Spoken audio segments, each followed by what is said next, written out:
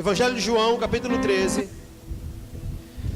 versículo 2 ao versículo 8, diz assim: E acabada a ceia, tendo o diabo posto no coração de Judas Iscariotes, filho de Simão, que o traísse, Jesus, sabendo que o Pai tinha depositado nas suas mãos todas as coisas, e que havia saído de Deus e ia para Deus, levantou-se da ceia, tirou as vestes, tomando uma toalha, cingiu-se. Depois deitou água numa bacia, começou a lavar os pés aos discípulos, enxugar-lhe com a toalha com que estava cingido. Aproximou, pois, Simão Pedro, e lhe disse: Senhor, tu lava-me os pés a mim? Respondeu Jesus e disse: O que eu faço não sabes tu agora, mas tu saberás depois.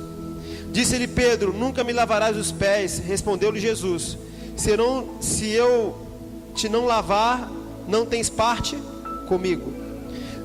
Isso aí. Vou ler de novo o versículo 2.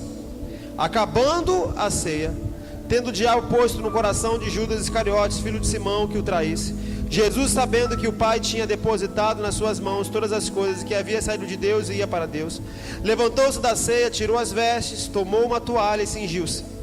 Depois deitou água numa bacia e começou a lavar os pés aos discípulos e enxugar-lhe com a toalha com que estava cingido. Versículo 6. Aproximou-se, pois, Simão Pedro, que ele tinha, ele disse: Senhor, tu lava-me os pés a mim? Respondeu Jesus e disse-lhe: O que eu faço não sabes tu agora, mas tu o saberás depois. Disse-lhe Pedro: Nunca me lavarás os pés. Respondeu Jesus: Se eu não te lavar, não tem parte comigo. Amém? Feche os seus olhos, deixa a sua Bíblia aberta. Não fecha ela, deixa ela aberta. Senhor, nós queremos ter revelação da Tua Palavra.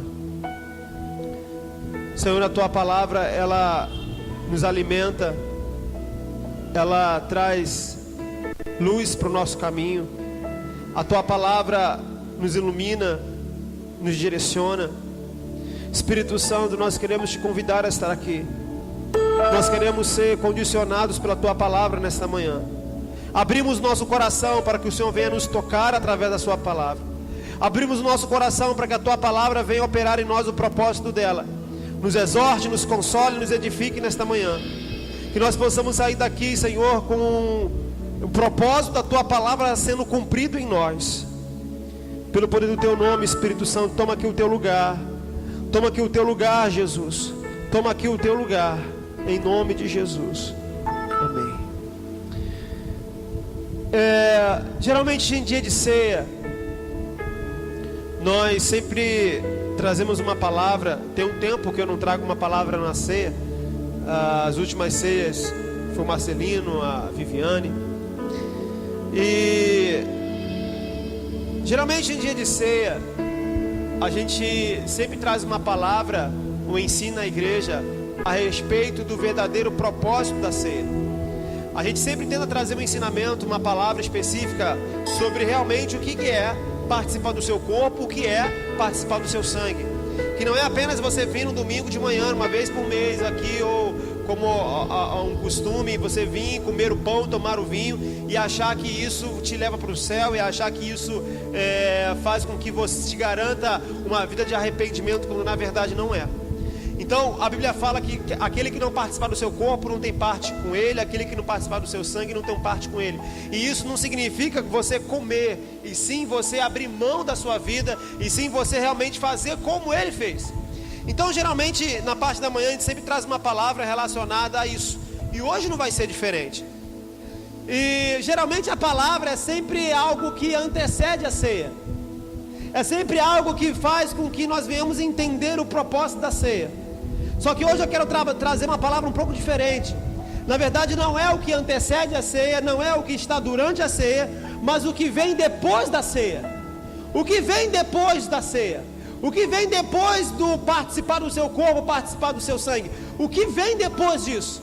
A Bíblia fala no versículo 2 do capítulo 13, diz assim: acabada a ceia. Então esse texto aqui diz que Eles estavam ceiando, na ceia eles estavam ceiando, eles estavam no momento de ceia, eles estavam no momento onde eles estavam participando da Páscoa, onde eles estavam participando daquela festa. Quando acabou aquela cerimônia, quando acabou aquele propósito, quando acabou aquele momento, algo aconteceu naquele dia. Algo aconteceu na vida dos discípulos depois da ceia. Algo aconteceu através de Jesus depois da ceia.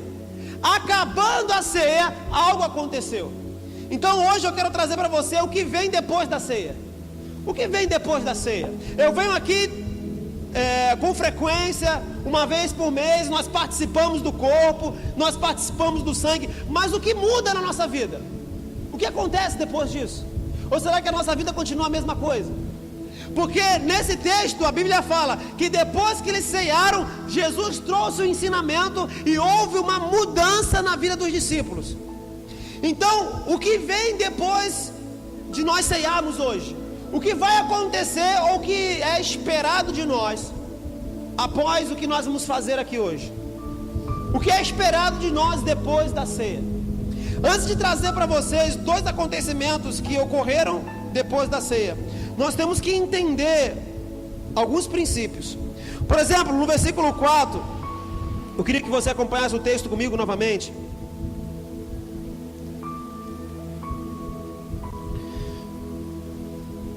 Vamos ler a partir do 2. Acabando a ceia, tendo o diabo posto no coração de Judas Iscariotes, filho de Simão, que o traísse, Jesus, sabendo que Pai tinha depositado nas suas mãos todas as coisas, e que havia saído de Deus e ia para Deus, levantou-se da ceia, tirou as suas vestes, e tomando uma toalha, cingiu-se.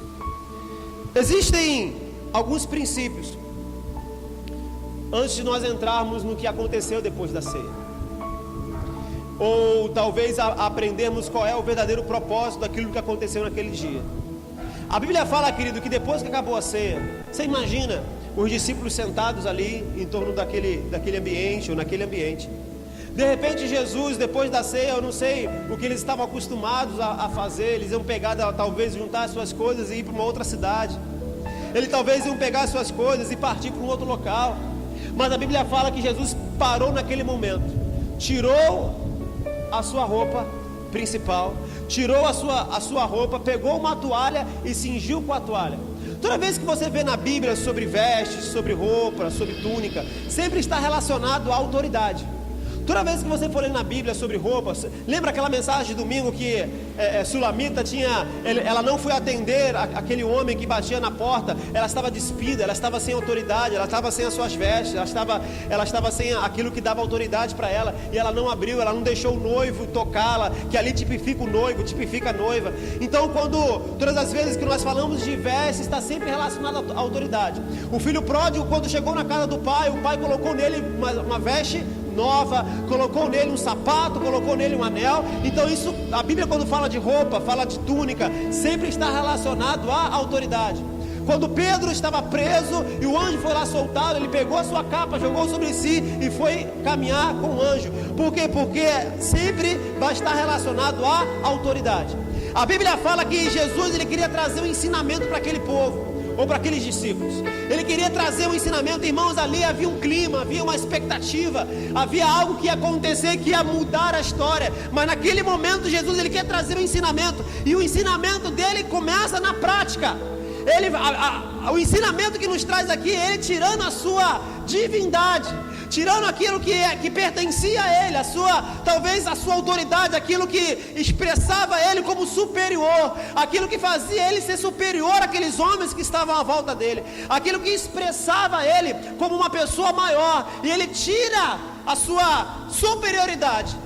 Ele se iguala àqueles homens, ou talvez se coloca menor do que eles. Ele arranca as suas roupas. Então por que será que ele arrancou as suas roupas? Porque isso tem um simbolismo, tem um princípio. Porque está querendo dizer que ele está abrindo mão do seu título, ele está abrindo mão da sua posição, podemos dizer assim. Ele está abrindo mão daquilo que o caracteriza, para poder servir aquelas pessoas que estavam ali, para poder amar aquelas pessoas que estavam ali, para se colocar abaixo delas, para que elas pudessem se espelhar nele. Então naquele momento ele pega exatamente, e eu posso me lembrar de Davi. A Bíblia fala que quando Davi está resgatando, está trazendo de volta a arca para Jerusalém, quando ele está restaurando a presença de Deus, ele arranca a sua túnica de rei, ele arranca as suas vestes de rei, que o caracteriza como rei, que o caracteriza como uma pessoa diferenciada. Ele arranca a sua vestes ostensiva, se é que eu posso dizer assim, que o caracteriza de forma visual que ele era um rei. E ele se coloca igual a todas as pessoas, ele começa a dançar, ele começa a adorar, ele começa a caminhar juntamente com as outras pessoas, se igualando às outras pessoas. Então existem alguns princípios colocados aqui, onde a Bíblia nos mostra sobre algumas práticas que eu e você também temos que fazer. Uma delas foi essa, Jesus se igualando a ele, Jesus se colocando a sua, vamos botar assim, o seu título em segundo plano, para se igualar àqueles, que não existe maior, que maior é aquele que serve, que maior é aquele que está ajudando, que maior é aquele que está amando, e não é aquele que está sendo amado, não é aquele que está sendo servido. Então o que nós precisamos hoje é entender que o nosso título não pode ser maior que o nosso serviço. Que aquilo que fazemos no ministério não pode ser maior do que o serviço, porque ministério é servir. Ministério é você se dar em prol de alguém, usando o seu talento, usando o seu dom. Então o meu ministério ele não pode tirar a minha capacidade de servir você. O meu ministério não pode tirar a minha capacidade de poder estar abaixo de você, de poder estar servindo você. Porque o meu ministério, ou o ministério que Deus confiou, ao qual nós somos mordomos dele, ele nos dá a capacidade de servir, onde nós tiramos a nossa túnica, onde nós nos despimos daquilo que nos faz superior às pessoas, para que nós possamos servir a elas, para que nós possamos alimentar elas, para que nós possamos curar elas. Quantos estão entendendo, querido?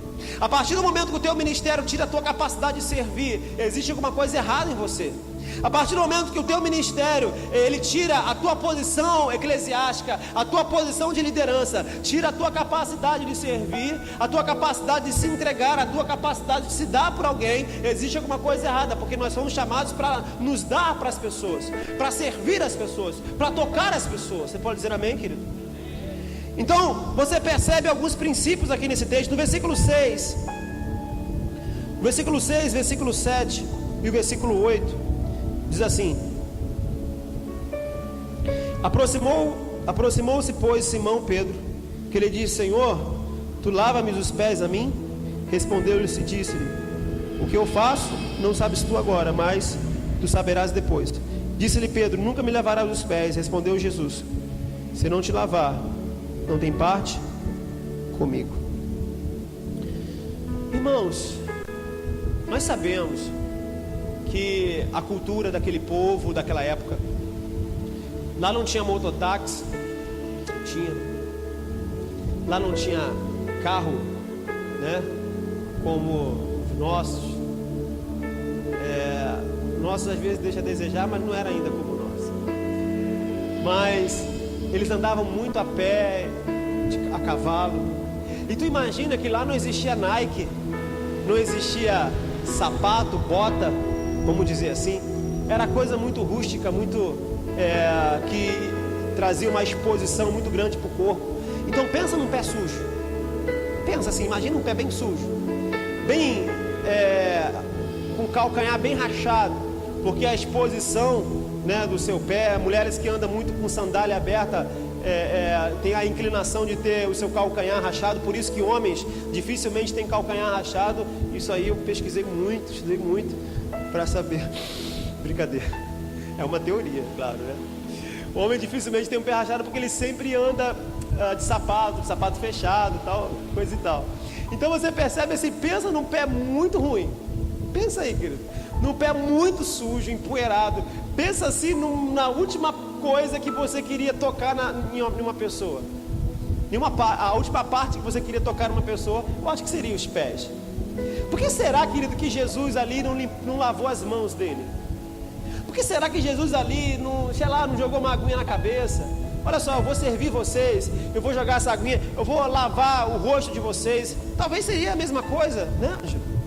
Olha, vamos todo mundo estender as mãos e assim, eu quero lavar vocês, eu quero me despir daquilo que me faz ser superior a vocês. Eu vou lavar as mãos de vocês, vamos todo mundo aí estender as mãos, que eu vou lavar. Por que os pés? Por que a parte mais suja do corpo? Por que será, querido, que, irmãos, a Bíblia, ela nos dá muitos sinais? A Bíblia, irmãos, não tem nada à toa na Bíblia, não tem nada, tudo tem um propósito. Por que será naquele momento que Jesus, ele se despiu daquela roupa, colocou uma toalha no seu corpo? Ele poderia pegar a toalha e deixar a toalha pendurada e continuar sem as suas vestes, mas ele pega a toalha e toca na sua pele, coloca aquela toalha no seu corpo. Depois ele pega uma vasilha, ele vai lavar os pés dos discípulos. Por que não as mãos? Aí eu começo a viajar, eu começo a entender algumas coisas. Por quê? Porque pé na Bíblia, isso você não precisa ter muita interpretação para entender. Pé na Bíblia significa o quê? Pé. O que você faz com o seu pé? Geralmente você não anda de cabeça para baixo, você anda com seus pés. Pé está relacionado à caminhada. Você pode dizer amém? Caminhada, percurso, caminho. Tanto que a Bíblia diz em Romanos 10:15: quão formosos os pés daqueles que anunciam as boas novas, daqueles que anunciam o Evangelho. Quão perfeito, quão lindos são os pés. Existem pessoas que talvez têm anos aí, por exemplo, eu vou falar de mim, né? Tem um tempinho de caminhada no Evangelho, e meu pé não é lá grandes coisas, vamos dizer assim, né? Quem já viu, que sabe que meu pé, eu acho que, não sei o que aconteceu na época que eu nasci, mas eu acho que meu pé meio que embolou no meu cordão umbilical e trouxe algum problema. Meu dedinho é meio aleijado e assim vai. Então, o sentido daqueles que anunciam o Evangelho e têm os seus pés belos, não está significando não está se expressando no lado físico do corpo, mas sim naquilo que eu estou fazendo na minha história de caminhada, no meu percurso familiar, no meu percurso profissional, aonde eu coloco os meus pés. Então, se eu priorizo a pregação do Evangelho, se eu dou a minha vida para que o Evangelho seja pregado, para que outras pessoas sejam tocadas, essa palavra vai se cumprir na minha vida, o meu caminho vai ser belo, o Senhor vai cuidar da minha caminhada, o Senhor vai cuidar da minha vida, vai cuidar da minha família, vai cuidar do meu trabalho, como uma consequência. Quando eu prego o Evangelho e vivo em prol de pregar esse Evangelho, e dou a minha vida em pregar o Evangelho, e priorizo a pregação do Evangelho, e dou a minha vida para servir as pessoas, automaticamente o Senhor vai cuidar dos meus caminhos. Então não foi à toa que Jesus naquele momento se despiu, pegou a toalha, pegou uma vasilha e começou a lavar os pés de Jesus, ou melhor, os pés dos discípulos. Não foi à toa. Quando nós podemos reparar, por exemplo, em Efésios capítulo 6, versículo 15, o texto fala sobre a armadura do cristão. E no versículo 15 fala sobre nós colocarmos os pés da preparação do Evangelho, calçarmos nos pés a preparação do Evangelho, o condicionamento do Evangelho. Romanos capítulo 16, versículo 20 diz que o Deus de paz esmagará Satanás debaixo dos pés da igreja. Então você vê várias referências na Bíblia que está associada aos pés. Que pés significa processo, que pés significa caminhada. O Deus de paz esmagará Satanás debaixo dos vossos pés, ou seja, debaixo dos pés da igreja. Aí eu preparando essa palavra, irmãos, eu comecei a tentar imaginar no Espírito. Por que será que Jesus teve os seus pés atravessados? Por que será que Jesus teve as suas mãos ou o seu pulso atravessado? Por que será que Jesus ele teve os seus pés atravessados? Porque a Bíblia ela traz uma referência para nós que pés significa caminhada, significa processo. Pé significa processo.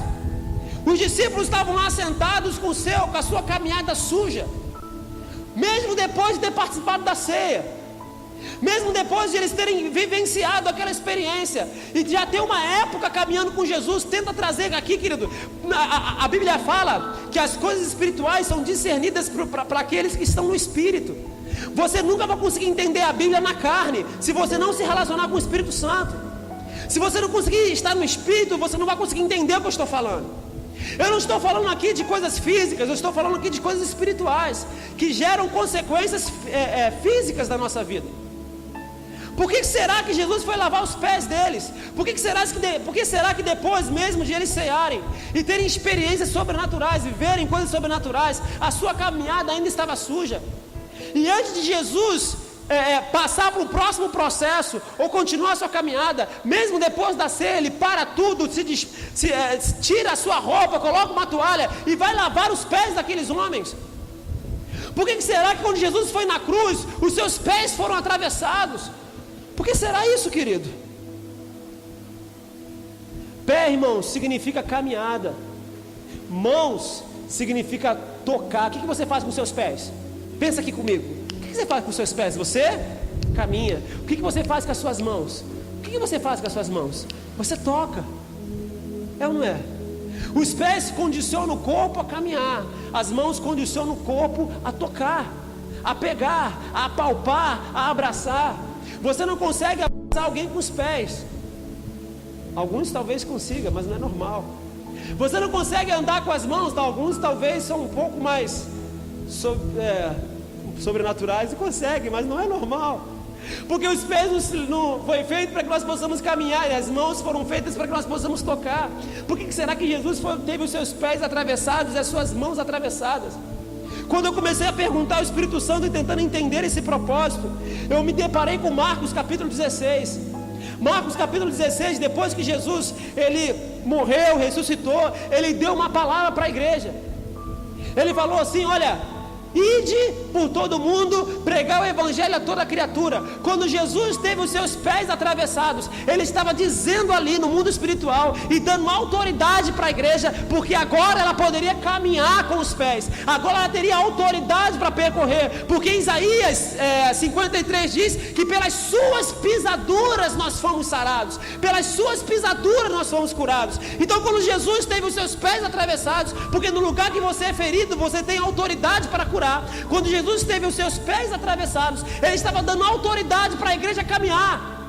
Ele estava naquele momento cumprindo talvez a palavra de Romanos capítulo 16 versículo 20, que o Deus de paz esmagará Satanás debaixo dos nossos pés. Ou seja, quando Jesus estava tendo os seus pés atravessados, porque os ladrões não tiveram, quando eles tiveram quando ele teve os seus pés atravessados, ele estava dando autoridade para a igreja, para que a igreja pudesse caminhar. Porque em Marcos capítulo 16, a partir do 15, ele começa a falar da caminhada da igreja. Ide por todo mundo, vocês agora têm autoridade para ir, vocês agora têm autoridade para manifestar, vocês agora têm autoridade para percorrer, vocês agora têm autoridade para avançar. Antes da crucificação, ele não liberou a igreja. Antes da crucificação, ele não liberou a igreja de forma contínua. Vamos dizer assim que a liberação dele antes da crucificação foi como se fosse um estágio. Quando ele envia os 12, quando ele envia os 70, é como se fosse um estágio, mas não em si o trabalho da igreja. Porque o trabalho da igreja começou após a crucificação de Jesus, quando ele nos deu autoridade para que nós possamos percorrer. Mas o texto de Marcos 16 não fala apenas de caminhada. O que o texto diz, querido? Ide por todo mundo, pregar o evangelho a toda criatura. Quem crê e for batizado será salvo, quem não crê será condenado. Em meu nome expulsarão demônio, em meu nome curarão os enfermos, em meu nome colocarão as mãos sobre os enfermos. Então a Bíblia começa a falar sobre você tocar, sobre você pegar e não fará mal algum, sobre você impor as mãos sobre os enfermos e os curarão. Então o texto de Marcos 16, ele faz uma alusão exatamente àquilo que Jesus fez na cruz. Vocês agora têm autoridade para caminhar, vocês agora têm autoridade para tocar. Por quê? Porque as minhas mãos já foram feridas, os meus pés já foram feridos, para que os pés da igreja possam ter autoridade para caminhar, para que as mãos da igreja agora possam ter autonomia para poder tocar. Isso foi dado para nós, eu e você temos essa autoridade.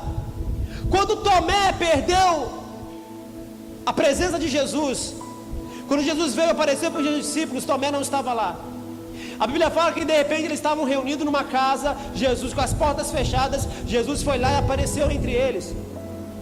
Mas existe uma coisa que Tomé falou. Tomé disse assim: olha, vocês estão dizendo para mim que ele apareceu, mas não, se eu não ver as marcas nas suas mãos, as marcas nos seus pés, eu não creio. Quando Jesus apareceu no meio deles, uma coisa que Jesus disse para Tomé, falou assim: Tomé, olha as minhas mãos, olha por aquilo que eu passei. Querido, Jesus, quando ele ressuscitou, ele teve o seu corpo transformado, mas ele não perdeu as suas marcas. Ele teve o seu corpo transformado, mas ele não perdeu as suas marcas. Por que eu sei que ele teve transformado? Porque depois da sua ressurreição, ele esteve na praia com seus discípulos, e os seus discípulos demoraram um pouco de reconhecer ele. Caminharam com ele e eles não conseguiram pegar ainda quem era aquele homem, até o ponto de ele se revelar. Mas ele não perdeu as suas marcas, porque aquelas marcas nas mãos, aquelas marcas nos pés, era para dar autoridade para a igreja, para que eu e você possamos cumprir o ID de Jesus, para que eu e você possamos ter autoridade para poder tocar. Você pode dizer amém, querido? Isso foi dado para mim e foi dado para você. Eu posso lembrar, esses dias eu estava ouvindo uma mensagem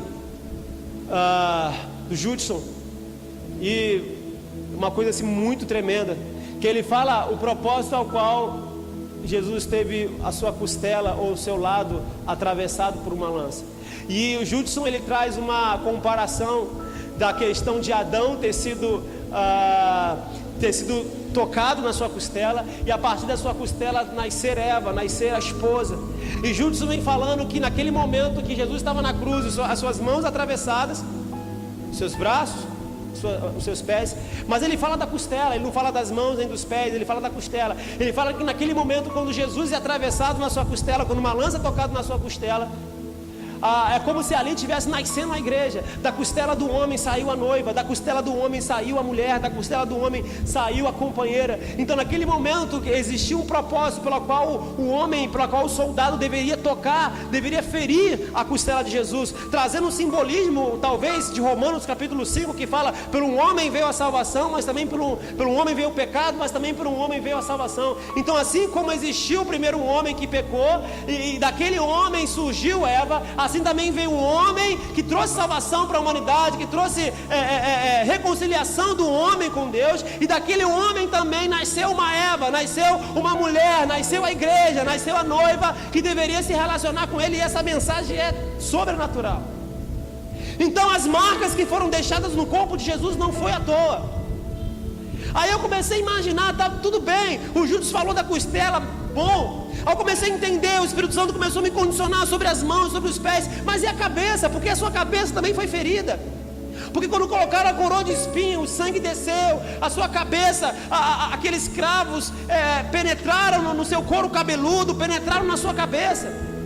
E qual o propósito disso? Já que as feridas que o causaram trouxe autoridade para a igreja, trouxe autoridade para a minha vida. Tudo bem, os pés é para que eu possa caminhar, porque conforme eu caminhar, Deus vai abençoar a minha vida. E Ele me deu autoridade para tocar as pessoas, para trazer cura às pessoas, porque as suas mãos foram feridas, e eu posso ter autoridade agora. Tudo bem, a costela é a noiva, sou eu, a igreja que precisa se relacionar com Ele. Mas é a cabeça. O que é a cabeça? A cabeça é autoridade, querido. A cabeça é senhorio. A cabeça é domínio total. Eu sou a cabeça da igreja, disse Jesus. A cabeça talvez é a manifestação do Pai Nosso. É a manifestação do Pai Nosso. Seja feita a tua vontade aqui na terra como ela é feita no céu. É o senhorio, é o domínio do Senhor. Então quando Jesus, querido, foi tocado nos seus pés, quando Ele foi tocado nas suas mãos, quando Ele foi tocado no seu lado, quando Ele foi tocado na sua cabeça, Ele estava dizendo para a igreja: agora vocês podem, porque eu tive meus pés feridos para que os seus pés fossem belos. Eu tive as minhas mãos feridas para que as suas mãos pudessem sair cura, para que as suas mãos pudessem transmitir unção, para que das suas mãos pudessem tocar os enfermos, para que através das suas mãos as coisas possam acontecer. Para onde você colocar as suas mãos, você possa prosperar. Quando você assumir uma liderança, a coisa vai acontecer, porque as minhas mãos foram feridas para que as suas mãos fossem abençoadas. Onde você tocar, as coisas vão funcionar. Onde você tocar as coisas, as pessoas serão tocadas, as pessoas serão curadas. O que você for exercer, o que você for fazer, é isso que Ele nos deu, a autoridade. Ele veio para abrir o caminho, Ele veio para nos dar autonomia para aquilo que nós estamos fazendo. Quando Ele foi tocado no seu lado, Ele tem relacionamento. Quando Ele foi tocado na sua cabeça, é senhorio para a igreja, para mim e para você. Oh, aleluia.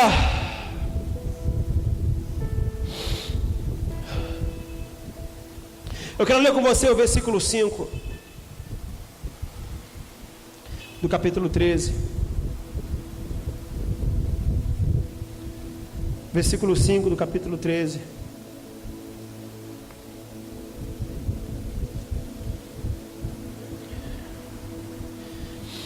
Depois deitou água numa bacia, começou a lavar os pés dos discípulos e enxugar-lhe com a toalha com que estava cingido.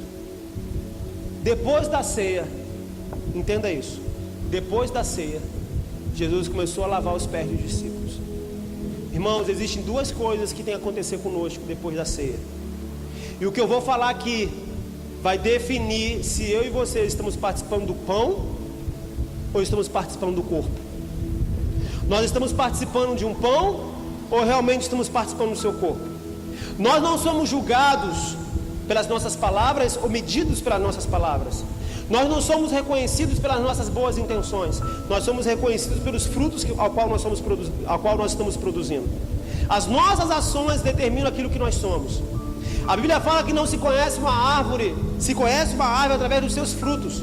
Não é através do seu caule, não é através do seu tronco, não é através das suas folhagens belas, mas é através dos seus frutos. Se o fruto for bom, significa que aquela árvore é boa. Então você começa a perceber que nós somos reconhecidos pelas nossas ações. Então existem duas coisas aqui que aconteceram com aqueles discípulos após a ceia, que se não estiver acontecendo conosco, nós só estamos tomando suco, nós só estamos comendo um pão, nada mais.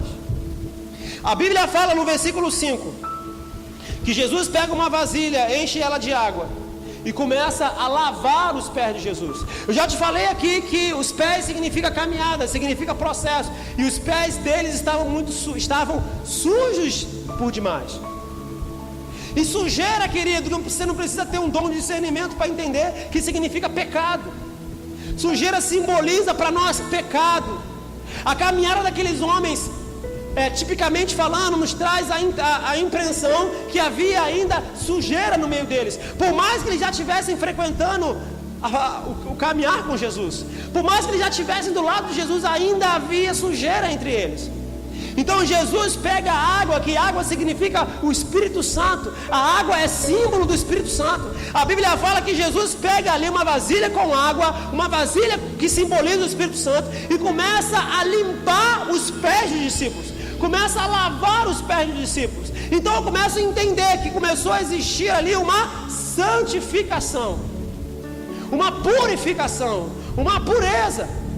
Então se eu participo da ceia, mas não há santificação na minha vida, ou não se inicia na minha vida um processo de mudança.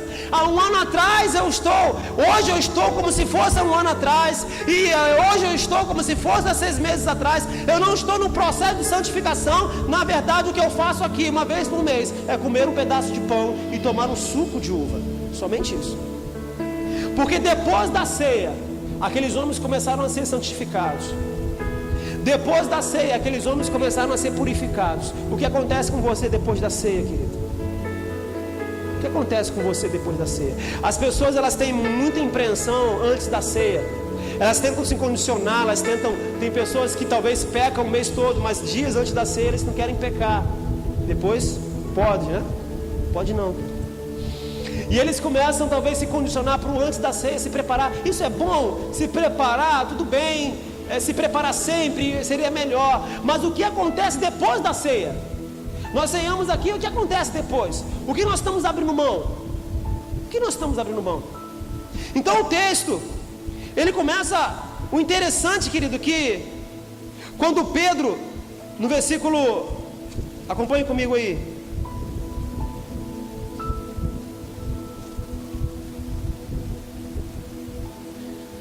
versículo 6: aproximou-se, pois, de Simão Pedro, que lhe disse: Senhor, tu lavas os pés a mim? Respondeu Jesus e disse: o que eu faço não sabes tu agora, mas tu saberás depois. Disse-lhe Pedro: nunca me lavarás os pés. Respondeu Jesus: se não te lavar, não tem parte comigo. Qual foi o outro momento da Bíblia? Qual foi o outro momento da Bíblia que Jesus falou assim: se vocês não fizerem isso, vocês não têm parte comigo? Qual foi o outro momento da Bíblia? Jesus falou assim: se eu não lavar os pés de vocês, vocês não têm parte comigo. Existiu um outro momento da Bíblia que ele disse: se vocês não fizerem isso, vocês não têm parte comigo. Qual foi, querido? O pão. Quando Jesus está lá com a multidão, Jesus traz uma palavra que foi dita por eles como uma palavra dura. Ele fala assim: se vocês não participarem do corpo, se vocês não morrerem comigo, se vocês não sofrerem o que eu estou sofrendo, se vocês não tiverem parte daquilo que eu estou fazendo, se vocês não tiverem parte comigo, se vocês não fizerem isso, se vocês não morrer comigo, vocês não têm parte comigo. Então o texto está trazendo referência à ceia. E Jesus falou aqui: se eu não lavar os pés de vocês, vocês também não têm parte comigo. Então o que acontece conosco depois da ceia? Porque com os discípulos os seus pés começaram a ser santificados. Nós só vamos receber, ou nós só vamos alcançar a autoridade, a igreja só vai alcançar a autoridade que foi dada a ela, sobre pisar em autoridade no Evangelho, depois que os pés da igreja forem santificados. Nós, a igreja, recebemos uma palavra de autoridade sobre os seus pés. Jesus falou assim: ide, pregai o Evangelho, propagai o Evangelho, propagai o meu reino, manifeste o meu reino. A igreja agora pode caminhar, mas essa igreja só vai poder caminhar depois que ela tiverem os seus pés santificados, depois que eu e você tivermos nossos pés santificados. Então o que acontece conosco depois da ceia? Porque com os discípulos os seus pés foram santificados. Tiago capítulo 4, versículo 4 diz: porque a amizade do mundo constitui-se inimizade com Deus. Tiago capítulo 4, versículo 4. Todos aqueles que são amigos do mundo são inimigos de Deus. Eu quero ler com você o versículo 14 e o versículo 15 do capítulo 13.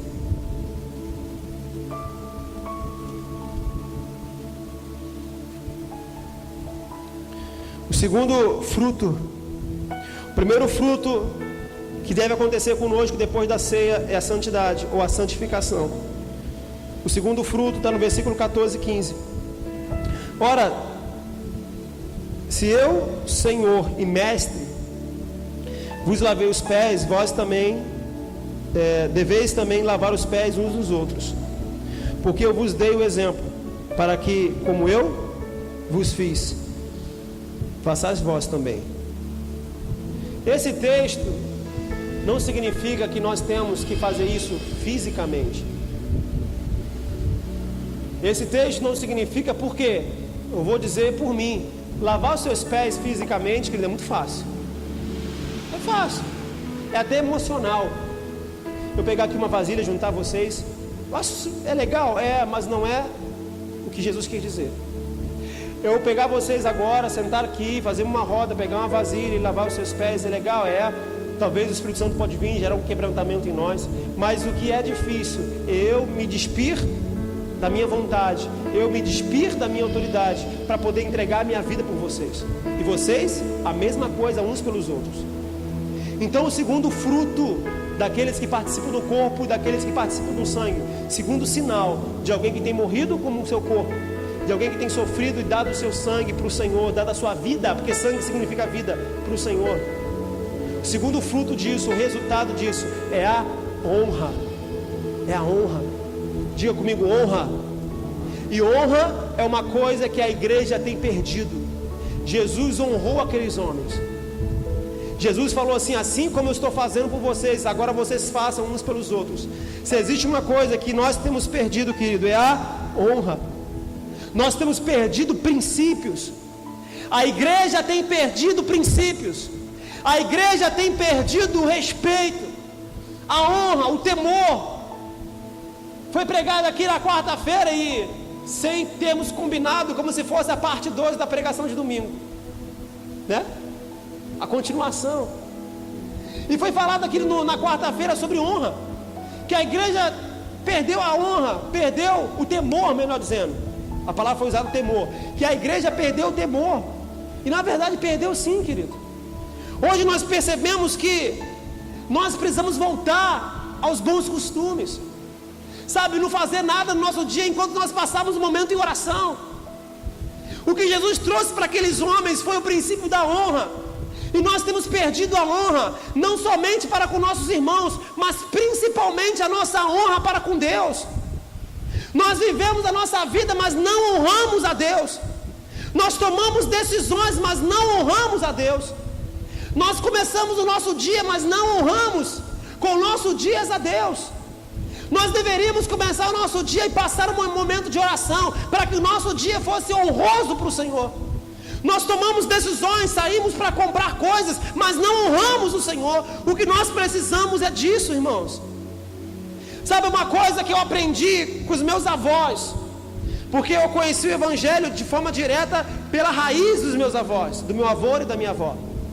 E se existia uma coisa que os meus avós faziam, era um princípio de honra. Irmãos, podia acontecer o que fosse, meu avô podia estar com a fome que fosse, e meu avô ele era meio que mil e uma utilidade, ele era pedreiro, eletricista, ele era regente de coral na igreja, ele fazia tudo que você imagina. Então tu pensa num cara que tinha muita fome para comer, era ele, porque pedreiro come por 10 crentes, 10 crentes. Então ele por mais que existia uma grande fome dentro dele, irmãos, ele pegava o seu prato, a sua montanha, fechava os seus olhos e passava um período de oração. Ele acordava pela manhã, e talvez algumas pessoas acham que isso é religiosidade, mas na verdade não é. Ele acordava de manhã e tirava um período de oração. E eu posso dizer para você que qualquer raiz do evangelho que eu tenha, eu dou graças a Deus ao meu avô e à minha avó, que me pegava pequenininho e me levava para a igreja, para ter aula com as crianças. Eu lembro o primeiro versículo que me levaram a decorar, porque todos pecaram e separados estão de Deus.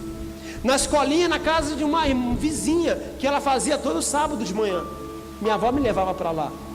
Então eu percebo que a igreja começou a ficar independente demais. Eu lembro, querido, quando eu era solteiro, e meu pai me dava 10 reais, 20 reais para lavar o carro, eu pegava 2 reais e trazia na igreja para dar o meu dízimo, 2 reais.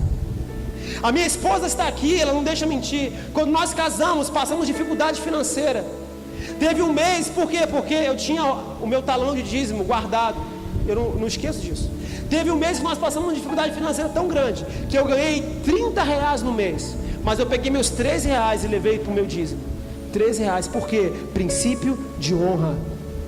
Eu posso talvez, querido, ter coisas na minha vida para melhorar, mas eu sempre tive em mim o princípio de honra, que eu deveria honrar o Senhor com aquilo que Ele me dá.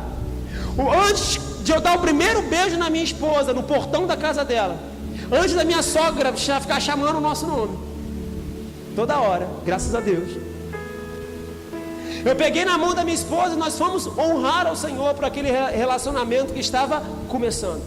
Senhor, nós estamos começando um relacionamento agora, nós chamamos o Senhor para esse lugar, nós chamamos o Senhor para aquilo que nós estamos fazendo, que o Senhor esteja nesse relacionamento. Princípio de honra. Mas hoje o que eu vejo existe talvez um descaso para as coisas de Deus. Existe um descaso para a obra de Deus. Existe um descaso para os princípios de Deus. Nós não honramos o Senhor com aquilo que Ele tem nos dado. Não honramos como deveríamos.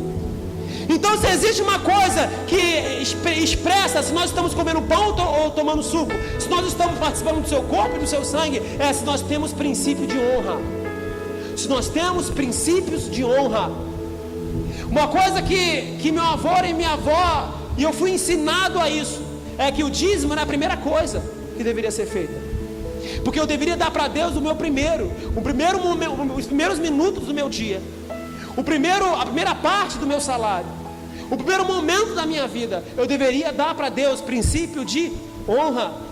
E foi exatamente isso que Jesus designou para a igreja: os seus pés para caminhar, as suas mãos para tocar, o seu lado relacionamento, e a sua cabeça honra, a sua cabeça senhorio. E a igreja, eu vejo que algumas pessoas são relapsas a isso. Vocês não honram o Senhor, quando na verdade deveríamos honrá-lo. Então o texto, ele vai falando, querido, exatamente sobre isso. Se existe uma coisa que deixa Deus muito triste, é quando nós fazemos coisas e não consultamos a Ele. Senhor, o Senhor quer fazer isso? Irmãos, faz de conta que eu vou pegar o carro do Gustavo emprestado. O carro é dele, vou pegar emprestado. Aí eu não gostei do farol dele. Sei lá, eu achei o farol dele muito sem graça. Aí eu vou trocar o farol dele. Sei lá, não gostei. Será que eu posso fazer isso, querido? Eu posso fazer isso? Seja sincero. Vou pegar o carro do Marcelino emprestado, olhei para aquela roda, essa roda não é legal. Eu tenho uma roda preta aqui, maneira, está meio enferrujada, mas ela é muito show. Aí eu pego o carro do Marcelino, devolvo. Aí, pastor, o que é isso? Cara, uma roda que estava lá em casa jogada lá, maneira, né? Ele vai pegar a roda, né, Marcelino? Por que eu não posso? Porque o carro não é meu, querido. No meu carro eu faço o que eu quero. É meu, eu paguei o carro, ou estou pagando ele. Mas quando eu entrego a minha vida para Jesus, a vida não é mais minha, então eu não posso tocar nela sem antes consultar o dono dela. Isso é morrer. A vida não é mais minha, eu não posso fazer nada sem antes consultá-lo. Isso é honra que nós damos para Deus. Honrar o Senhor não significa vir para a igreja e levantar a mãozinha. Isso é uma expressão de honra. Eu chegar aqui e dizer palavras de elogio para Ele, isso é uma expressão de honra. Mas honrar o Senhor é eu participar do seu corpo, participar do seu sangue e dar a minha vida para Ele, para que eu possa alcançar dele a autoridade das suas mãos, a autoridade dos seus pés, para que eu possa me relacionar com Ele como noiva, e para que eu possa ter Ele como meu Senhor. É isso que Deus tem para a sua vida. Analisa o que eu estou te falando. De que você tem participado? O que vem depois da ceia? O que você tem participado? Do pão ou do suco? De que você tem participado? Do corpo ou do seu sangue? Porque se você tem se santificado, e se você tem princípio de honra na sua vida, o que vai existir em você é a expressão de que realmente você tem participado do seu corpo. Nós precisamos entender isso, querido. Não é religiosidade nós chegarmos na igreja, dobrarmos nosso joelho para orar antes de fazermos qualquer coisa. Isso não é religiosidade, isso é princípio de honra. Não é religiosidade quando eu chegar no meu trabalho e antes de fazer qualquer coisa eu procurar um cantinho e passar um momento de oração com Deus, entregando o meu trabalho para o Senhor naquele dia. Isso não é religiosidade, isso é princípio de honra.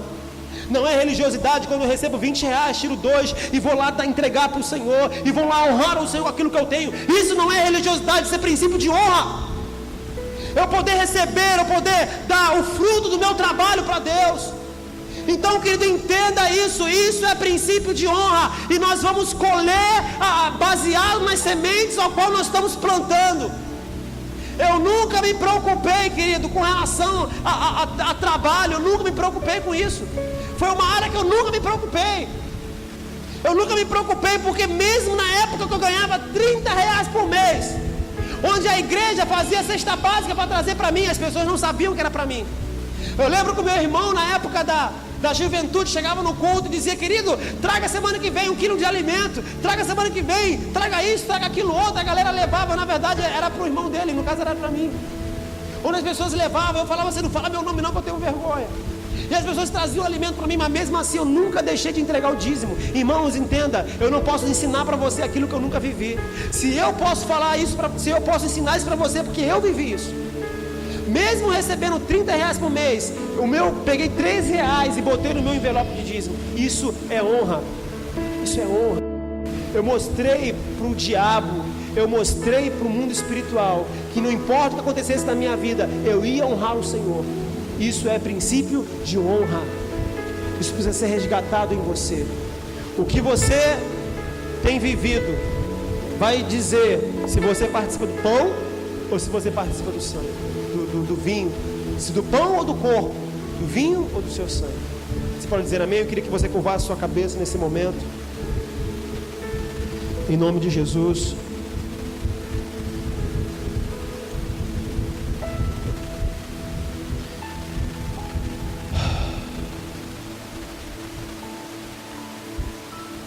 Senhor, nós te adoramos, Senhor, nessa noite.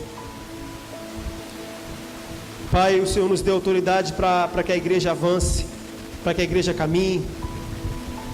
O Senhor nos deu autoridade para caminharmos, para percorrer um caminho. O Senhor nos deu autoridade para tocar as pessoas. E nesse texto ao qual nós lemos aqui, a Tua palavra diz que assim como o Senhor fez com eles, nós deveríamos fazer uns com os outros. E a igreja é esse uns com os outros. As pessoas que estão lá fora são esses uns com os outros.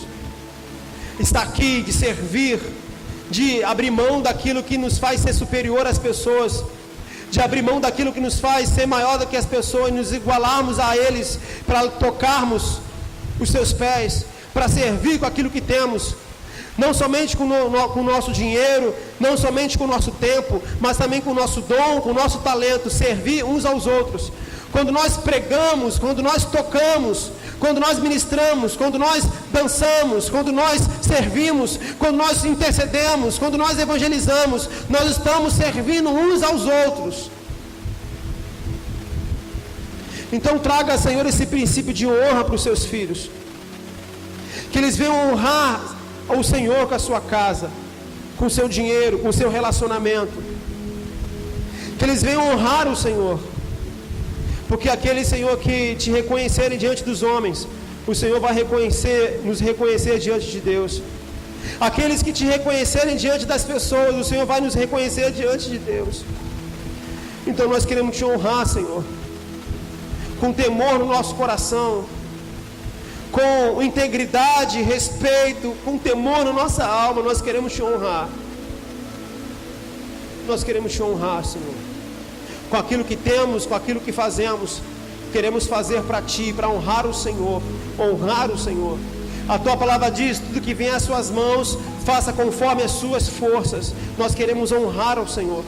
Quantas pessoas têm vivido, Senhor, a obra de Deus relaxadamente, fazem quando querem, fazem quando podem, fazem quando dá tempo. Senhor, nós queremos te honrar com a nossa vida.